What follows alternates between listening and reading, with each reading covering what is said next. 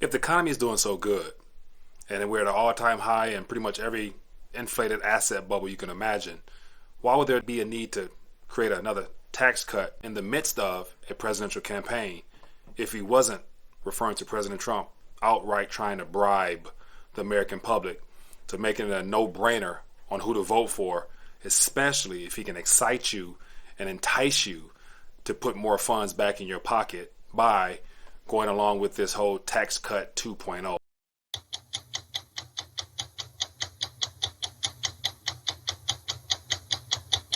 So today I just thought I would just take a minute to shoot a video real quick. And so, man, just in last couple of days especially, had a great wise talk yesterday. If you didn't get a chance to watch it, I would encourage you to do so. We went a lot deeper than I could ever imagined in an educational sense. But I wanted to share my thoughts on this whole tax cut 2.0. So I actually got a chance to read through a couple articles and just formulating some thoughts as to what exactly is going on here. The first thing that came to my mind is that with this idea of offering the American worker, the cash cow of our economy, the opportunity to put more funds back into their pockets with this tax cut, lowering the percentage rate and also spinning off a universal savings account. What better way to get people excited about his campaign other than to use his position as president to offer some benefits, in a sense, that would reassure his chance of getting reelected for the second term. And then the sad part is that he went from a president that criticized President Obama on having a bubble economy. We have the worst revival of an economy since the Great Depression. And believe me, we're in a bubble right now. And the only thing that looks good is the stock market. But if you raise interest rates even a little bit, that's going to come crashing down. We are in a big, fat, ugly bubble. And he uses the stock market as a threat, it looks like, to the powers that be or to his colleagues on the other side of the aisle. It's saying that if anything happens to him or if anything happens outside of what he's doing to make America great, there's going to be an equity crash. But yet here we have a president talking about giving people another option with a universal savings account, a way to invest funds into something outside of your 401k. So they're creating another financial product at the very top of what could be, or some say could be, the peak of this bubble. Dow, NASDAQ, S&P, as well as probably global equities. This is probably a 2.0 version of that as well. And so I want to share an article with you that I read from Fox Business, and so it gives more details into what's actually going on, and it just gives some of the outline of what looks like the financial advisors and the Trump administration wants to roll out, as they say, before September. Now, the question we should all be asking ourselves is, why exactly is there a rush to get this type of policy into play, knowing that it's going to meet resistance along the way? And of course, it takes a united government to pretty much pass something like this. And at this current moment, after this whole impeachment trial embarrassment done by the Democratic side, I doubt they are willing to cooperate. So the likelihood of this actually going through is not likely. But just the very fact we're here talking about a Trump tax cut 2.0, where we're at all-time high in deficits in an economic expansion, as well as all the indicators that would provide the public or your average investor that sense of confidence that everything is fine. And then that gets into the whole net worth illusion, that as long as their portfolios are going up, as long as their house prices are still going up, everyone feels good, until it doesn't. Here we are at a time where the presidency, this current administration, is using the whole economic bubble as a tool, I believe, to benefit himself in this current time frame, which in and of itself is, that's a whole other issue. I see that as being a major problem. But I imagine those that are heavily dependent upon the net worth illusion, as far as their portfolios and their housing prices to continue to go up, I'm sure they don't mind. And so it says the Trump administration is aiming to introduce another middle class tax cut before the November election. And the package would include a measure that would give back larger tax breaks to certain retirement savings. And so for a president who takes pride in talking about how great the economy is, what would be the need for another tax break if there wasn't either A, some mistruth being given about the true state of our economy, Or two, just the fact that to reassure that this narrative of everything is fine and good continues to go on, why not seal the deal by giving people a little bit of something to be excited about, as well as control the net worth effect of just everyone feeling extremely confident in this current. We are in a big, fat, ugly bubble of an economy that we're in. Always something to think about. It says this administration is considering including a proposal known as USA Accountants, which would combine and simplify all existing saving accounts that would give tax breaks. So now they're looking to shake up a little bit on the back end.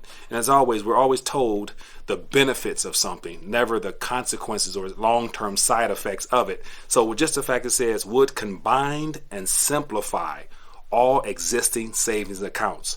When's the last time the government has ever simplified or made anything easier for the American public without benefiting themselves first? Another thing worth considering. It says the idea of a universal savings account has been floated by Republicans before under the guise that the contributions would be taxed, but earnings would grow tax-free and would be easier to withdraw than a traditional savings account. So here we have the idea of people taking some of their hard-earned capital and put it into a new product with the idea that you'll be able to withdraw it at a later time frame without taxation. And so I'm going to stop right there and let you guys do the rest for yourself. But just the very nature of putting more into this system. We are in a big, fat, ugly bubble that's already overly inflated and bound for a correction.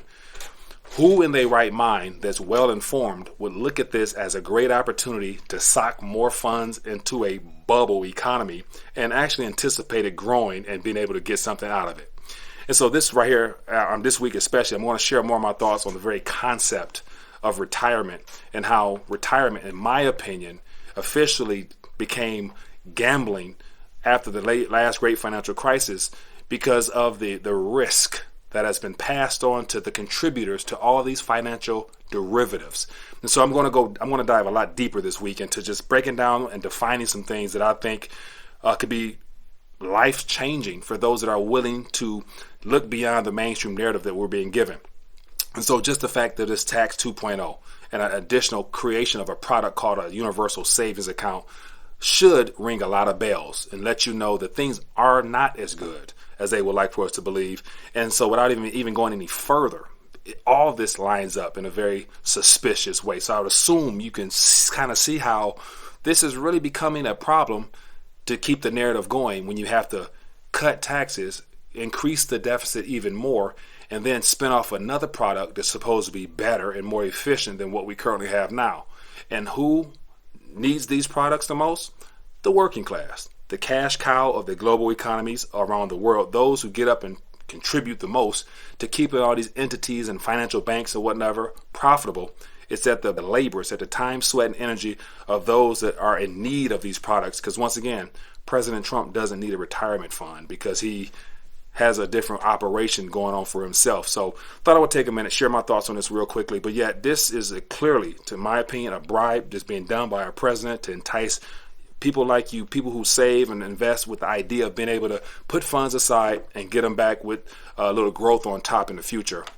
If you still think that's going to occur in a world where, as Jerome Powell just mentioned, that when the next slowdown officially occurs, they're going to be doing aggressive QE.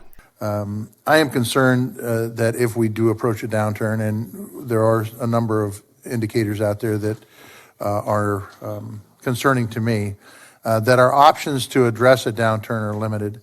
I want to hear your perspective on what the Fed has as ability to react to an economic downturn, the tools.